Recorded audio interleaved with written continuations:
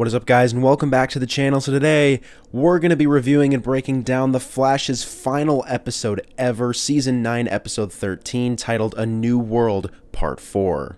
But yeah, guys, it's kind of insane to think that this will be my last ever Flash episode review. It's crazy that we're already to this point, but yeah, let's make this a good one.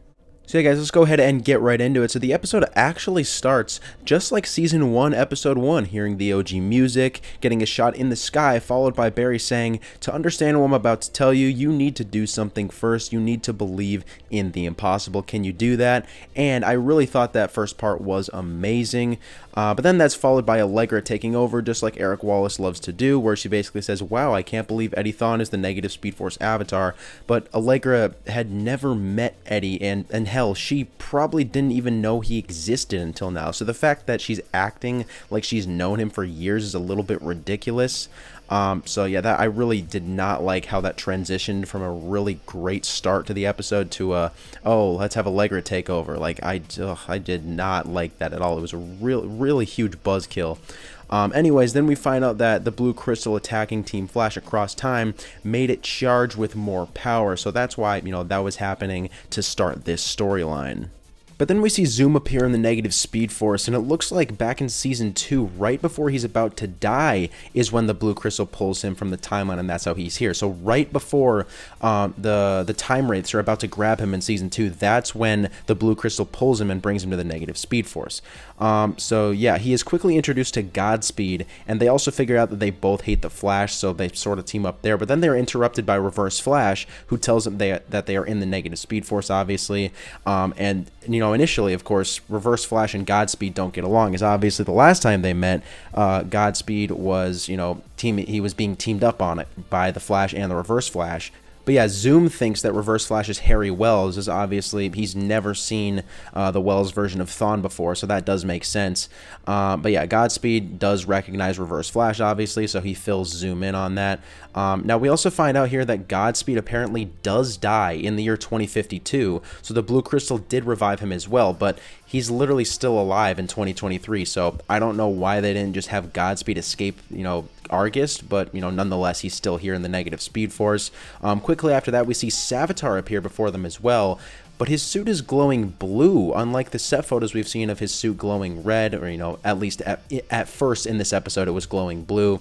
Anyway, SAVIATR says, "Who brought us here?" And that's when Eddie comes out of nowhere and convinces SAVIATR, Godspeed, Zoom, and Reverse Flash to all team up with him to take down the Flash. Then we see Eddie go to the hospital to visit Iris, and this is actually the first time we hear him refer to himself as Cobalt Blue, which, was pretty cool, I have to say. Now, after Iris says, "Run, Barry, run," we get a speedster fight between Barry and Eddie, which I actually thought looked pretty cool, but what I didn't actually realize they were going to do was make Eddie's lightning red. I thought it was going to be blue because, his name is literally Cobalt Blue. Everything else about him is blue. But I guess it's red because I guess he's the negative Speed Force avatar. So while that's not exactly a huge deal, and while I guess it does kind of make sense, I really would have liked to see blue lightning on him here. It would have just made a whole lot more sense and would have looked a whole lot cooler.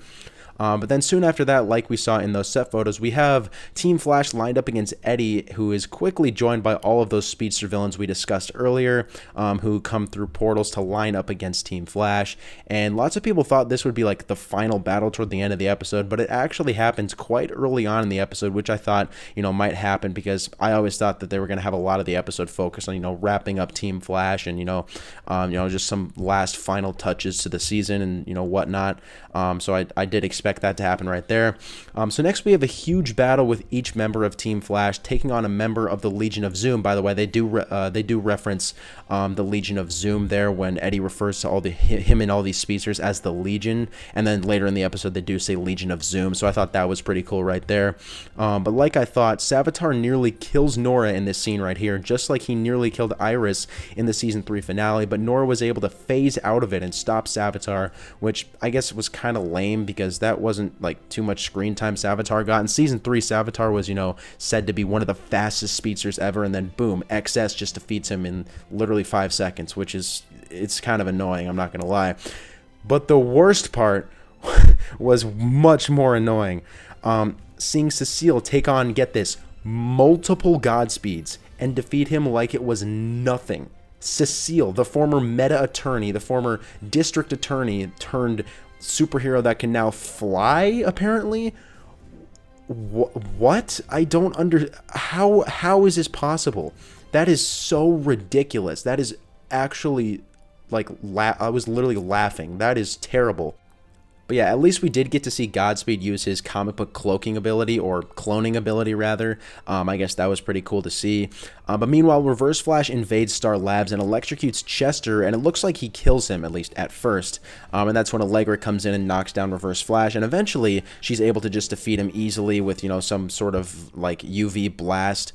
Because yeah, obviously Reverse Flash is not threatening at all, and Allegra is the most powerful character on the show. So yeah, obviously nobody's better than Allegra. She is able to easily defeat Reverse Flash with the snap of a finger. But next we see Zoom, who runs into a tunnel full of police officers, and one thing I really didn't like was how they made Zoom's lightning red as well. It looks so much better with it being blue, in my opinion. They really didn't have to make it red just because he got revived by the negative speed force. Anyway, Zoom goes up against Keone and Chillblaine and says, "You aren't powerful enough to lock up the darkness," which was really cool to get a reference to him when he always said that in Season 2. But then after Zoom throws lightning at Keone, she somehow just like catches it like it's nothing and throws it back at him with ease. I guess that's a reference to when Zoom did that to Barry in Season 2. But what? That's also just totally ridiculous. You can have Keone defeat a villain like Zoom without breaking a sweat? Are you... I don't understand. These villains had whole entire seasons dedicated to them because they were so powerful, and now you've got side characters defeating them with the snap of a finger without breaking a sweat. That is the dumbest thing I've ever seen. That is so awful. But yeah, moving on from that, keep in mind, while all this is going on, Barry is still in a fight with Cobalt Blue, which was probably still the best fight, seeing as how besides Nora, a bunch of non-speedsters that are literally side characters are defeating speedsters like Godspeed, Zoom, and SAVIATR with ease, as I just said, is really dumb. But yeah, just because this Barry and Cobalt Blue fight was, both speedsters, it was the most entertaining and it was like the best choreographed fight, I guess you could say. But anyways, Cobalt Blue almost kills Barry with his Speed Force lightsaber thing, which is actually something he has in the comics, which I thought was a pretty cool reference. But the energy is reflected off of Jay Garrick's helmet as he rushes in, and the negative Speed Force energy hits Cobalt Blue instead. But then Cobalt Blue absorbs all the negative Speed Force energy of the speedsters he brought back to life, essentially to become the fastest man alive. But yeah, that was it for Zoom, SAVIATR, and Reverse Flash and Godspeed in this episode, which is extremely disappointing. I was so disappointed when we didn't see them come back again. I really thought they would have one last fight between Reverse Flash and Barry, but instead the last person to fight Reverse Flash was Allegra, which definitely makes sense because in the comics, Allegra and Reverse Flash, they are arch nemesis, of course. Yeah, of course, that's just totally dumb.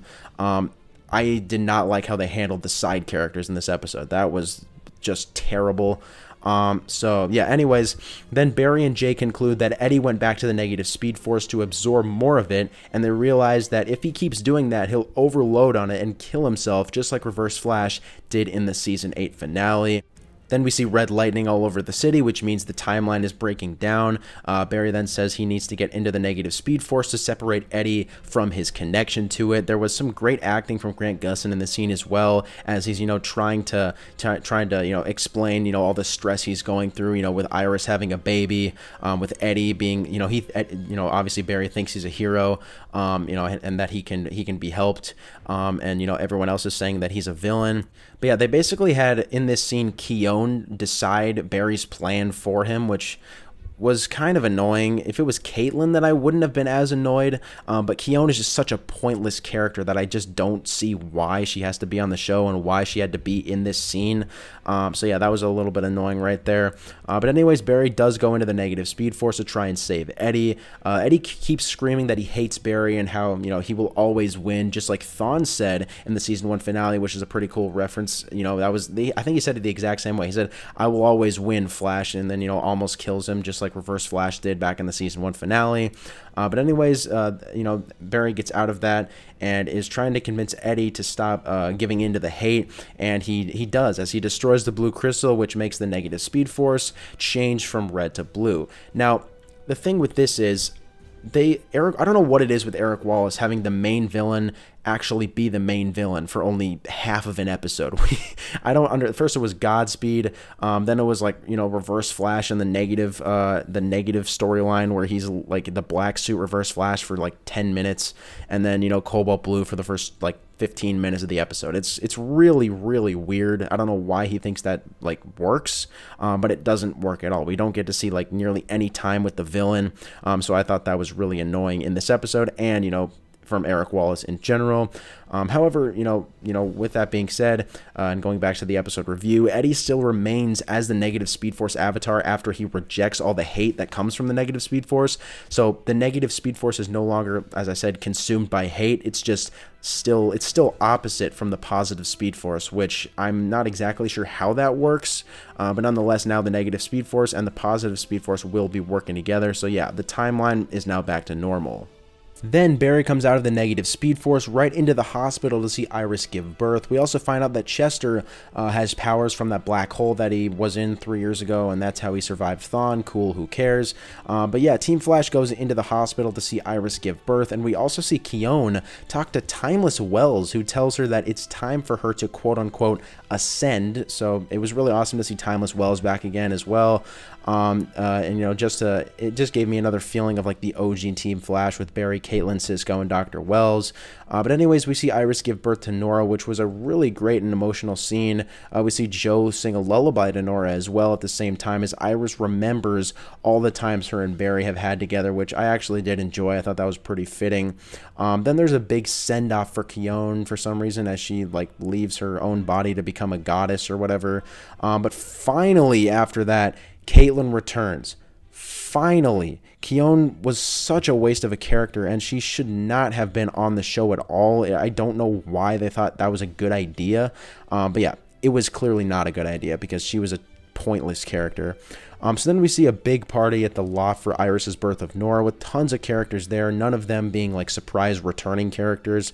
Barry also talks to Caitlin about, the last time they talked, which was literally in season 8, which is crazy to think about. Also, we see Joe propose to Cecile, which they could have done ages ago. I don't know why they added this in here right now. That was kind of annoying that was the second to last scene of the show.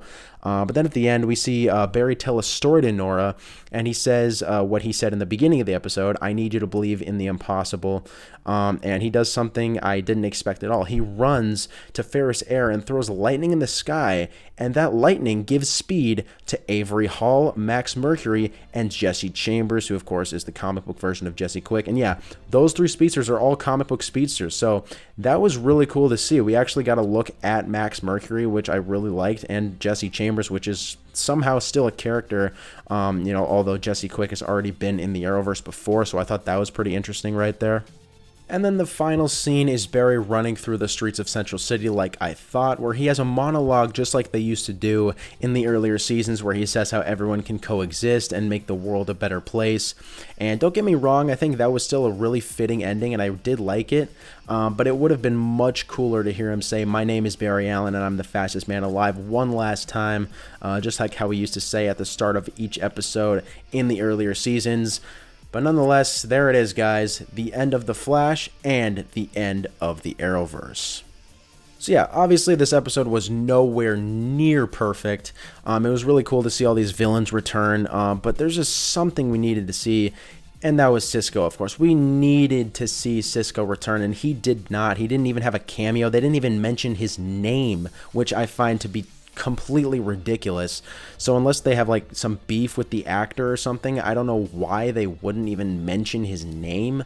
They really needed to bring him back somehow, and they didn't. They did not bring him back at all, which is very, very disappointing. We haven't seen him since season 7, episode 18.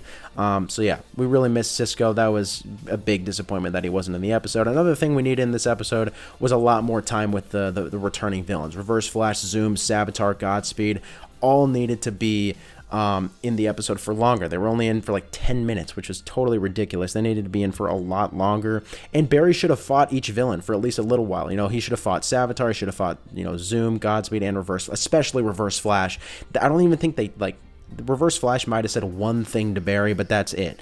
Like they're supposed to be arch nemesis, and Barry just and Reverse Flash just don't even fight in the finale. That doesn't really make a lot of sense to me. So yeah, and you know, Zoom just looked like an absolute, like, just so weak that he just got like, he got destroyed by Keone. He got like sunned by Keone, which is actually, that is so ridiculous. I don't know why they had that happen. But yeah, that was the biggest disappointment of the episode by far, was how much power the writers and directors gave the side characters, and then how weak they made the villains. It was so bad. And you know, Barry not even fighting each one. All he did was fight Cobalt Blue. He just ignored all the villains that he's known for like the past 9 years, which is also really, really, really annoying. But yeah, it was still cool to see the villains return. Still cool to see the actors return to play the villains. But yeah, with all that said, I'd probably give this episode like a 6, 7 out of 10, which is really sad, seeing as how this is the finale of The Flash. But yeah, I still think, you know, there were a few really, really good episodes this season, and a few really, really bad ones. But this one was not bad. This one was just not great. But yeah, that is the end of The Flash, guys. That is all we've got. But anyways, I'd say that's about it, guys. Thanks for watching. Make sure to comment your thoughts on this video down below, as well as your thoughts on the episode. What did you guys think of it? What did you guys think of The Flash as a show? And what did you guys think of the Arrowverse as a whole? Make sure you comment all that stuff down below. It's really crazy that it's already all come to an end. But yeah, I'll see you guys in the next video.